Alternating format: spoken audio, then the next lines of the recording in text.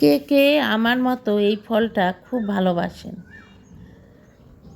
আমি কিন্তু আম আর সবেদা এই দুটো ফল কিন্তু আমার এত যে প্রিয়, এত যে প্রিয়।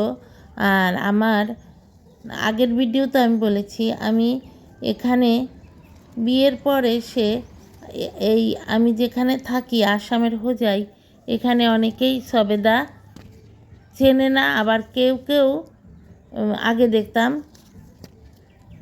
কেউ কেউ সবেদা বললে ওরা বোঝেই না, কিন্তু এখন দেখা যাচ্ছে নার্সারিতে পাওয়া যাওয়াতে অনলাইনে অনেকের বাড়িতেই এনে এনে লাগাচ্ছেন এবং নতুন নতুন গাছে খুব সুন্দর সবেদা ধরে।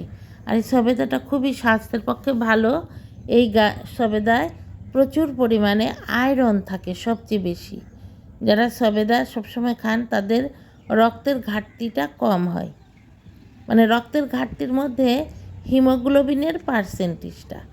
হিমোগ্লোবিনের পার্সেন্টটা কমে গেলেই তো আয়রনের অভাব হয়, সেটা কিন্তু হয় না। আর আমার কিন্তু এত প্রিয়। আর এখন আমি প্রায় কিন্তু কাজের ফাঁকে ফাঁকে ছাদে আসি, আর এসেই কিন্তু আমার গাছটাকে সবসময় পর্যবেক্ষণ করি যে নতুন নতুন আর কয়টা কুড়ি থেকে ফল হয়ে যাচ্ছে। আজ এসে গেলাম ছাদে, আবারও শাক নেব। অনেক শাক হয়ে গেছে ছাদে। আর দেখুন বন্ধুরা, কি সুন্দর কাঁচা লঙ্কা ধরে রয়েছে পুরনো গাছে।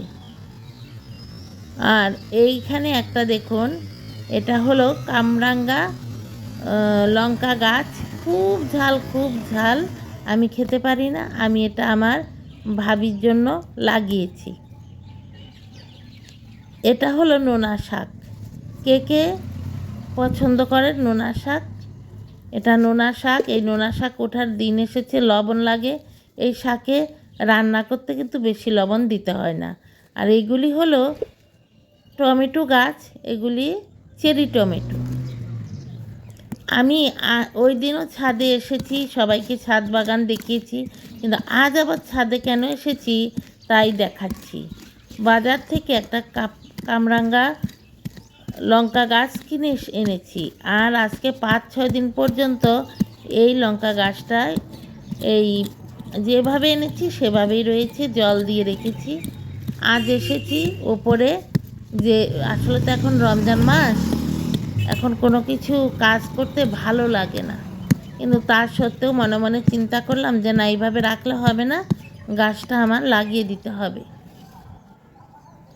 তাই এসেছি গাছটা লাগাতে। আর এটা হলো বতুয়ার শাক, আর এটা হলো আমরুলের শাক। এত আমরুলের শাক উঠছে আর বলার মতো না। আমরুলের শাকও খেতে কিন্তু দারুণ লাগে, মাছ দিয়ে বা মিষ্টি চাটনিও বানিয়ে খাওয়া যায় আমরুলের শাক। আমি আমরুলের শাকও নিয়ে খাই। আজ আর নেব না। এখন এটা ভালো করে কুড়ে এখানে ওই যে লঙ্কা গাছটা এনেছি খুব ঝাল, এটাকেই আজকে লাগিয়ে দিচ্ছি। তাই মনে মনে ভাবলাম যে আমার বন্ধুদের সাথে শেয়ার করি। অনেকেই জানে না অনেক সময় কি করে গাছপালা লাগাতে হয়, যত্ন করতে হয়। তাই সবার সাথেই আজকে শেয়ার করছি। আর দেখাতেও চাইছি, আমি তো আমার ছাদ বাগানে নতুন কোনো গাছ লাগালেই কিন্তু আমার বন্ধুদের সাথে শেয়ার করি, এবং কয়দিন পর পরই কিন্তু আপডেট দিতে থাকি। আর এর মধ্যে কত যে এই বতুয়া শাক উঠেছে। এই যে লঙ্কা গাছটা, এই যে প্যাকেট থেকে খুলে নিলাম, এইভাবে প্যাকেট থেকে খুলেছি, কিন্তু মাটিটা কিন্তু ভাঙবো না। মাটিটা ভাঙতে গেলে গোড়াটা নড়ে যাবে। এখন এখানে এভাবে কুড়ে নেব। এভাবে কুড়ে তারপরে এখানে এই লঙ্কা গাছটা লাগিয়ে দিচ্ছি। মাটিটা মধ্যে এই যে লাগিয়ে দিলাম, কুড়ে মাটি সরিয়ে নিয়েছি। লঙ্কা গাছটা এই যে মাথাটাও কেটে ফেলে দিলাম।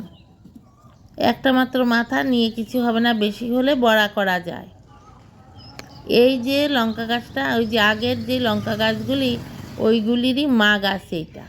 আর এটা হলো বাজার থেকে কিনে আনা, যেটাকে বলা হয় অনেকে কাফরাঙ্গা লঙ্কা, কেউ বলে কামরাঙ্গা লঙ্কা, কেউ বলে বোম্বাই লঙ্কা, কেউ বলে নাগামরিচ। এই সব কিছুই এই গাছ খুব ঝাল।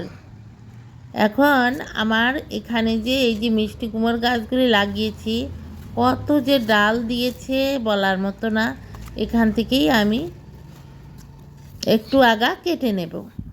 আমার বেশি লাগবে না, অল্প একটু নিয়ে মাছ দিয়ে, একটা শাক দিয়ে, মাছ দিয়ে, একটা আলু দেব, দিয়ে একটা সুন্দর রেসিপি করব, শাকের রেসিপি।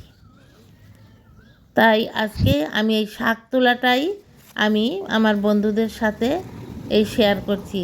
উপরে এলেই এই ডগাগুলি দেখলেই আমার প্রতিদিন খেতে ইচ্ছা হয়।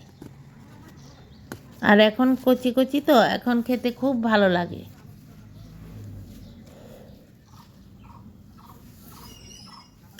ড্রাগন ফ্রুট গাছটাও বড় হয়ে যাচ্ছে।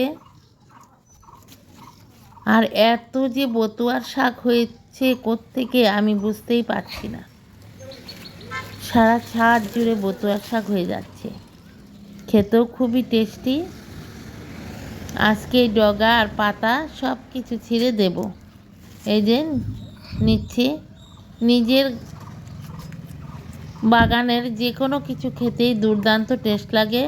আর নেব না মিষ্টি কুমড়োর আগা, এখানে নিয়ে নিচ্ছি বতুয়ার শাক। এই যে বতুয়ার শাকগুলি, এগুলি দেবো ঝোলে, খুব ভালো লাগে। তাই কিছু বতুয়ার শাক এখান থেকে তুলে নিচ্ছি।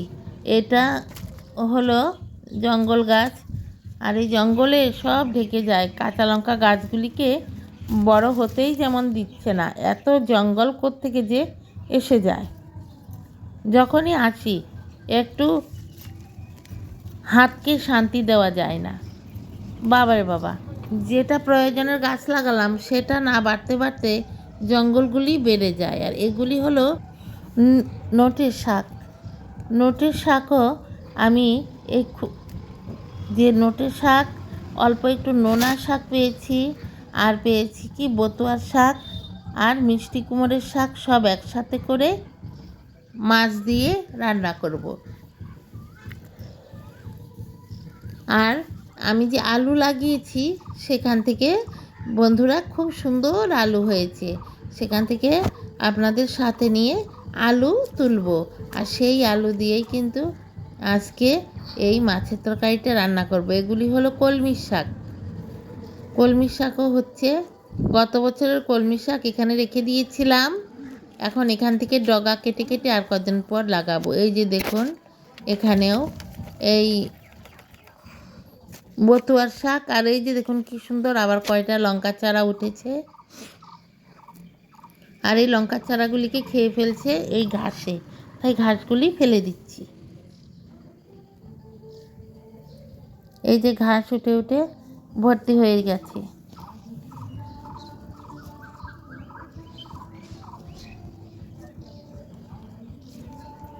আর এই যে লঙ্কা গাছটা, এই চারাগুলি বড় বড় যে চারাগুলি হয়েছে, এই যে এগুলির ওই যে একটা দেখালাম লঙ্কা ধরে রয়েছে, ওই গাছেরই চারা।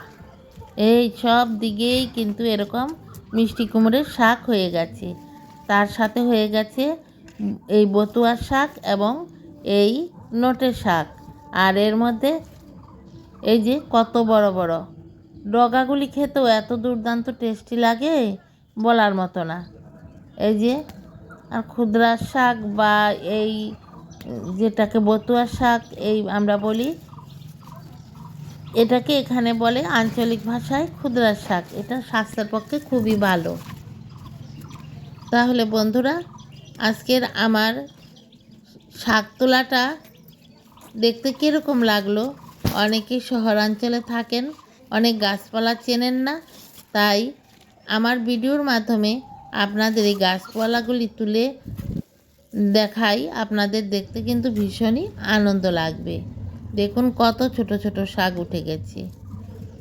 তাহলে আজকের ভিডিওটা যে যেখান থেকে দেখছেন সকল বন্ধুদের জানাই দৈনন্দিন জীবন চ্যানেলের পক্ষ থেকে অনেক অনেক ভালোবাসা। সবাই সুস্থ থাকবেন আর দেখতে থাকুন। আর সবার জন্য রইল রমজান মাসের দেখতে দেখতে শেষও হয়ে যাচ্ছে অনেক অনেক দোয়া ও শুভেচ্ছা ভালোবাসা।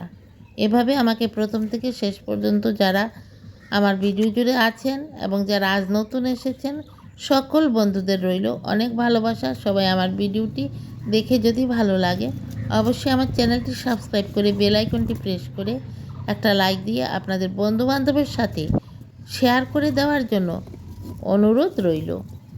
দেখুন বন্ধুরা, শাক তুলতে তুলতে আমি এখান থেকে কিছু শুকনো পাতাও তুলছি ওই শাকের সাথে দেওয়ার জন্য। তাহলে আজ আসি, আবার আসবো, টাটা।